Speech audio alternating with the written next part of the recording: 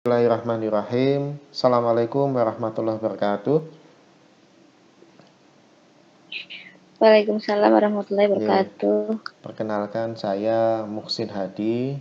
Saya kebetulan di semester ini mengampu mata kuliah pengantar akuntansi di Sekolah Tinggi Manajemen Informatika Komputer STIMIK Widya Pratama Kota Pekalongan.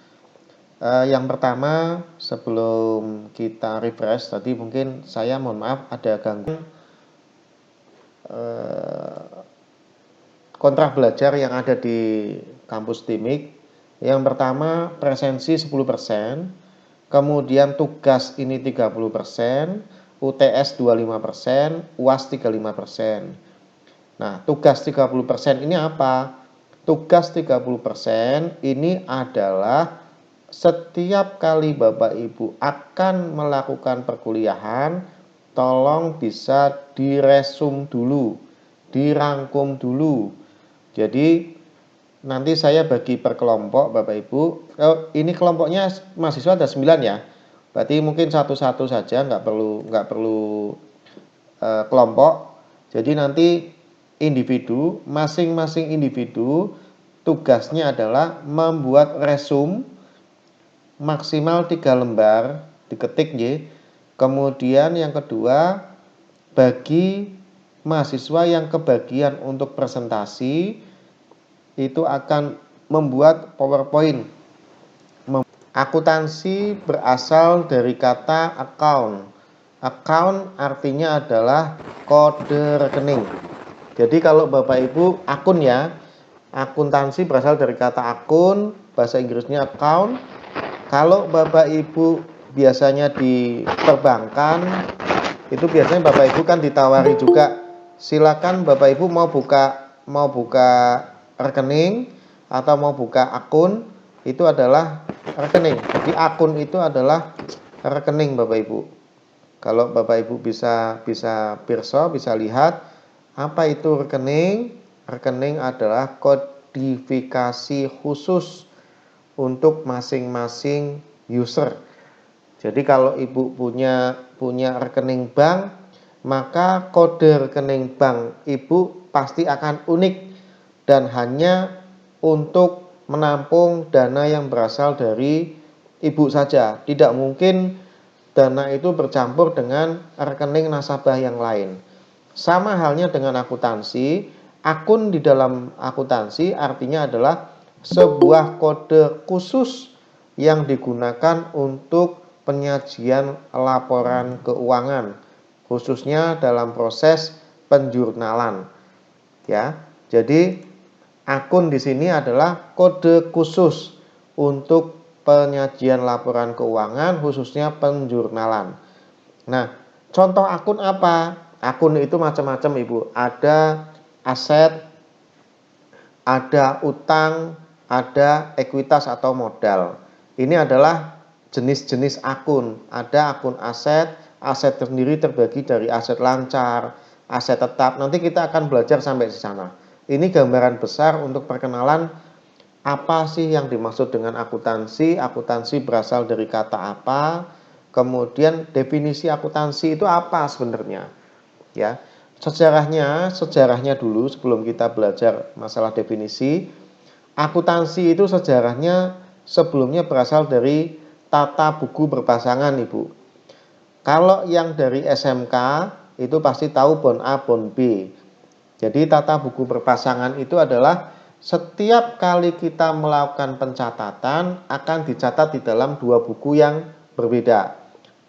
Dulu sebelum adanya tata buku berpasangan, ada yang namanya pembukuan. Ya, pembukuan, tata buku berpasangan, kemudian masuk ke akuntansi. Nah, apa itu pembukuan? Pembukuan sendiri itu adalah sifatnya paling simpel, lebih sederhana. Jadi hanya menyajikan penerimaan dan pengeluaran. Berapa penerimaan yang diperoleh dan berapa pengeluaran yang dikeluarkan. Itu hanya pembukuan. Jadi sangat simpel dan sangat mudah. Hanya mencatat semua, berapa pengeluaran, berapa penerimaan, hari ini berapa penerimaan, hari besok penerimaan berapa, besoknya pengeluaran berapa. Itu hanya kita mencatat itu. Nah, pertanyaannya adalah pengeluaran itu kan macamnya banyak. Ada pengeluaran untuk belanja buku, pengeluaran untuk belanja pegawai, pengeluaran untuk biaya gaji, biaya telepon, biaya air, dan biaya pemeliharaan, dan biaya-biaya yang lain. Nah, suatu ketika saat pimpinan atau manajer atau pengguna laporan itu bertanya kepada penyusun laporan, Bapak, kalau saya tanya dari pengeluaran total sebesar 1 miliar, sebenarnya berapa sih biaya pemeliharaannya? Maka itu baru direkap, baru ditata semua satu persatu. Nah, itu memerlukan waktu yang tidak sebentar dan itu rumit. Kenapa? Karena tidak ada kode khusus. Kalau di bahasa programmer itu kan ada kode 1, query dan sebagainya, itu bisa dipanggil. Tetapi kalau misalkan di pembukuan itu tidak bisa. Jadi kalau pengeluaran itu dalam 1 tahun ada sekitar 10.000 transaksi, Ibu diminta untuk menggolongkan mana yang pemeliharaan, biaya gaji, ya itu akan memerlukan waktu yang lama dan sangat sulit. Nah, dasar dari itu maka muncul adanya tata buku perpasangan dulu. Tata buku perpasangan ini sudah mulai ada rekapan. Jadi pada saat ada transaksi satu selalu dibuat 2 buku. Buku penerimaan sama buku pengeluaran atau bentuk kas. Jadi tiap kali ada penerimaan, ada ini. Jadi bukunya selalu ada 2. Nah, pada saat nanti ada pertanyaan berapa sih penerimaannya, dia bisa lihat. Tapi ini masih total. Penerimaan secara total 10 miliar, pengeluaran secara total 8 miliar. Tetapi masih belum bisa dirinci. Baru masuk ke akuntansi, itu sudah tata buku berpasangan sudah mendekati akhir, itu muncul kode. Jadi tata buku berpasangan setelah mendekati akhir-akhir dan sebelum masuk ke akuntansi, itu baru masuk adanya kodifikasi akun. Mengenal adanya konsep debit dan kredit. Ada saat debitnya bertambah, bagaimana kreditnya bertambah, bagaimana debitnya berkurang, itu sudah masuk di tata buku berpasangan di akhir. Nah, di debit itu ada saldo normalnya adalah aset. Di kredit saldo normalnya adalah utang dan ekuitas. Ini saya jelaskan gambaran singkatnya aja. Jadi sejarah akuntansi itu berasal dari pembukuan, kemudian masuk ke tata buku berpasangan. Nah, tata buku berpasangan ini adalah cikal bakal munculnya atau lahirnya akuntansi sekarang. Jadi dulu tata buku berpasangan masih sifatnya simpel, sekarang sudah lebih kompleks dengan adanya standar-standar akuntansi yang berlaku. Silakan kalau ada yang mau bertanya bisa interupsi ya. Kemudian selanjutnya adalah peran akuntansi dalam bisnis. Peran akuntansi dalam bisnis, satu, sebagai pengendali keuangan. Jadi akuntansi itu menyajikan laporan-laporan keuangan. Laporan keuangan ada berapa? Ada 5. Laporan neraca, laba rugi, laporan perubahan modal, laporan arus kas, dan laporan catatan atas laporan keuangan. Nah, pengendali keuangan ini apa? Jadi saat perusahaan atau entitas itu beroperasi, saat ada catatan berapa aset yang dimiliki, berapa hutang yang dimiliki, berapa biaya yang dikeluarkan, berapa pendapatan, itu akan menjadi sebagai pengendali keuangan. Bayangkan Bapak Ibu apabila sebuah perusahaan berjalan tanpa ada laporan keuangan. Maka apa yang terjadi? Bapak Ibu tidak bisa mengambil strategi. Strategi bagaimana? Seperti misalkan pada saat suatu kondisi pandemi, kita kan bisa melihat bahwa pendapatannya turun, tetapi biayanya tetap, biaya gaji, biaya operasional dan sebagainya.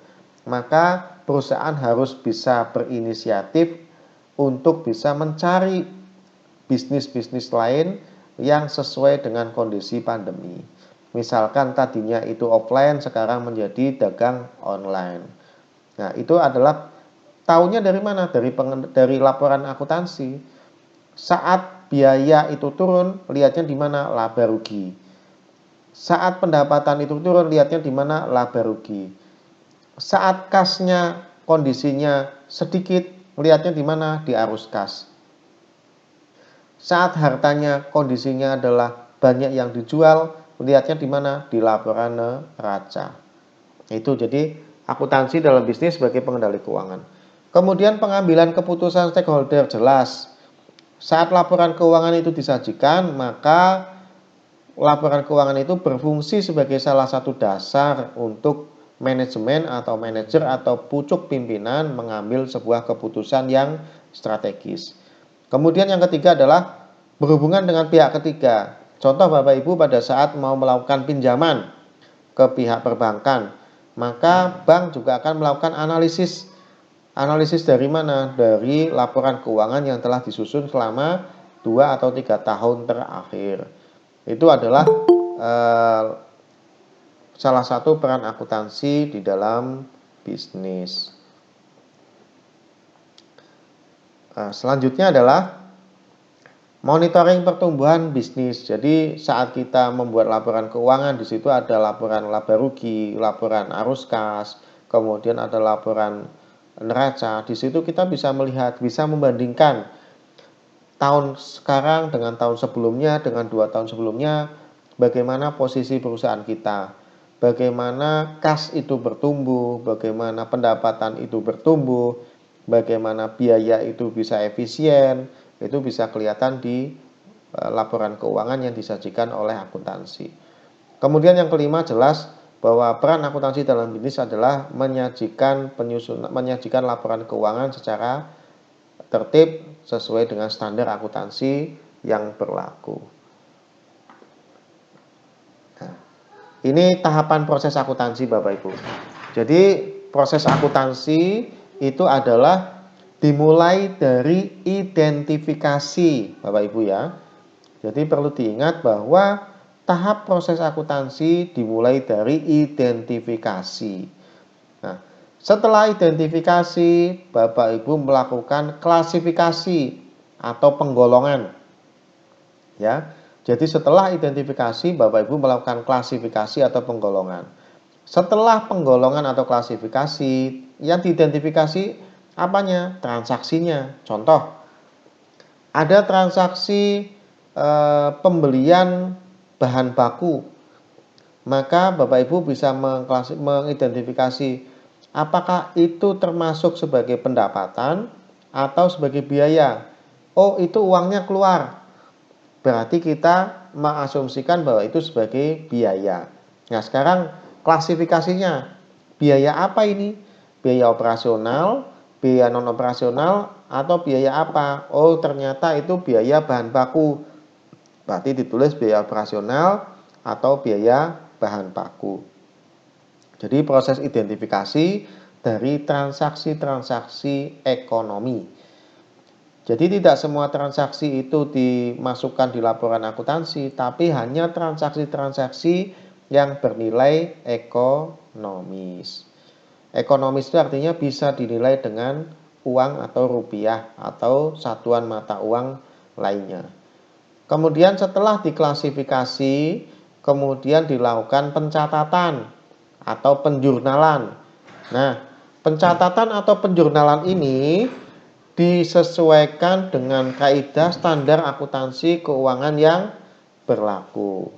Jadi Bapak Ibu nanti pada saat menyusun atau mencatat transaksi-transaksi itu gunakan kaidah standar akuntansi yang berlaku. Jadi tidak ngarang, tidak ngawur, tapi ada standar akuntansi yang digunakan. Nah, fungsinya apa standar akuntansi? Sehingga laporan di masing-masing perusahaan 1 dan 2 itu menggunakan standar yang sama sehingga dapat diperbandingkan. Oh, perusahaan sana neracanya bagus, di perusahaan sini neracanya jelek dan sebagainya. Itu bisa dibandingkan. Kenapa? Karena penggunaan standarnya sama. Seperti itu. Kemudian setelah dilakukan pencatatan, disajikan dalam laporan keuangan.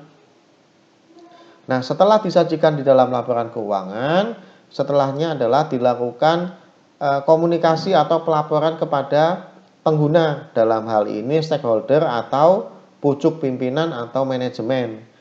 Tujuannya apa? Setelah disajikan dalam laporan keuangan, dilaporkan ke pengambil keputusan untuk digunakan sebagai dasar pengambilan keputusan. Caranya apa? Ya, laporan keuangan itu dilakukan analisis. Oh, ini perlu ada penambahan biaya, oh ini perlu ada efisiensi biaya.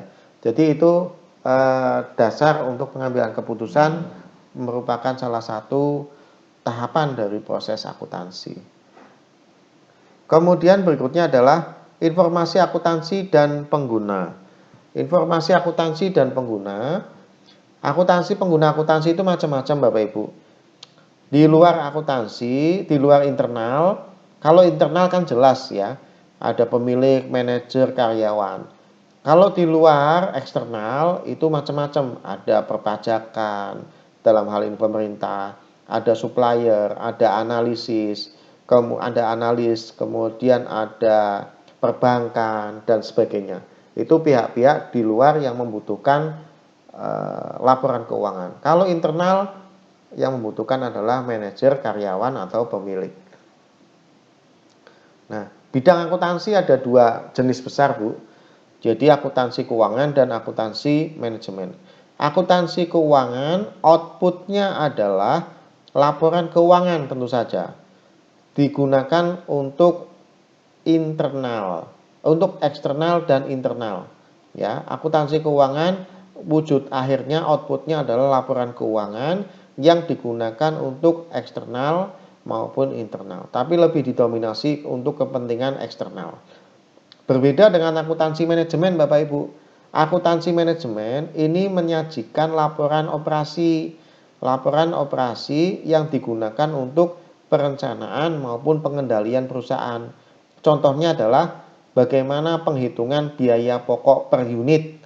Ya, bagaimana biaya pokok per unit, dan akuntansi manajemen ini lebih banyak dominan digunakan untuk internal perusahaan.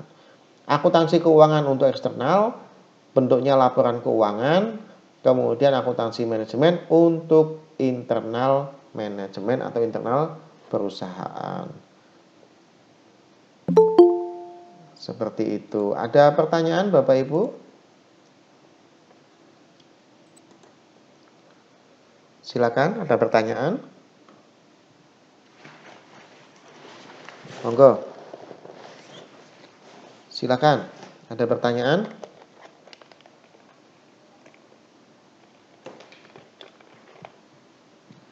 Silakan Bapak Ibu, ada pertanyaan atau bagaimana? Atau sudah cukup jelas? Ada yang mau ditanyakan?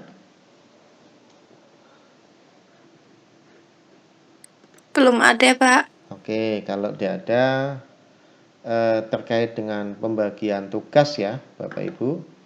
Jadi pembagian tugas nanti kita share untuk materi ini. Jadi ini salah satu kontrak belajarnya. Hari ini pengenalan akuntansi materinya, besok konsep entitas,